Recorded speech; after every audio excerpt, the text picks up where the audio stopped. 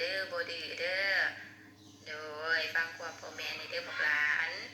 โดยแต่งรูปและส่งวิดีโอมาให้สักครู่เบิ่งสักครู่จะถ่ายเบิ่งเด้อบอกหลานโดยการเตรียมรูปของสักครู่ติงกับพ่อสำนีก็นอกมือหนาสักครู่จะหารูปแนวใหม่มาแอบบอกหลานเต็มเนาะบอกหลานเนาะ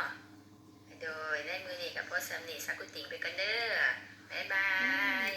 ลูกแต้มลูกบัดนี้สบายดีระบายสีบัดนี้ระบายสีแล้วลูกก็แต้มเองเด้อบัดนี้เด้อ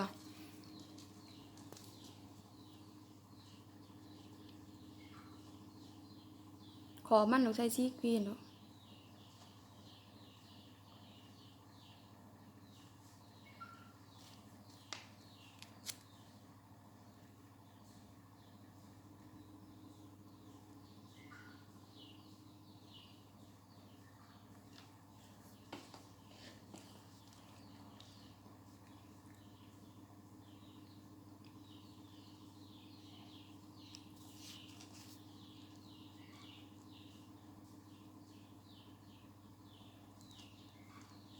บ่ให้แต้มออกนอกขอบเด้อลูกเด้อ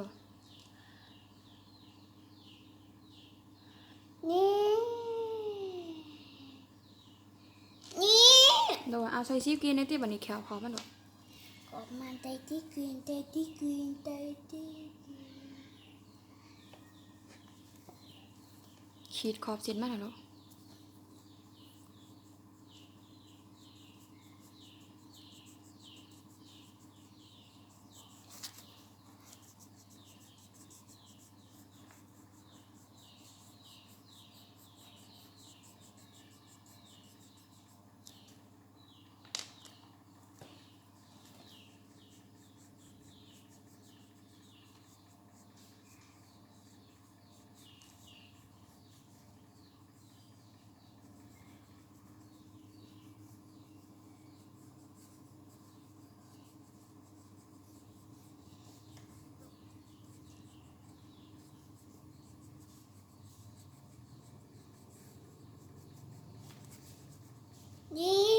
โดยตัวนี้เองแล้ว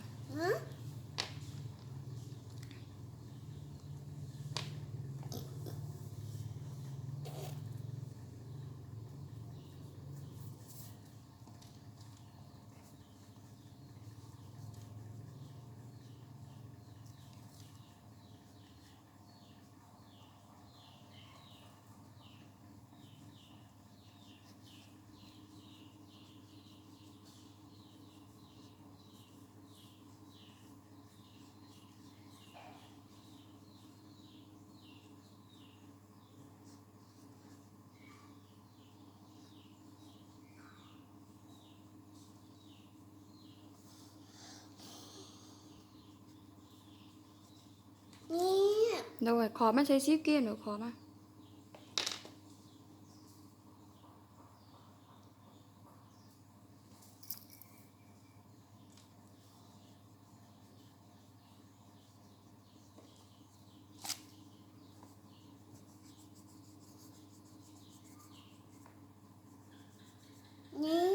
โดย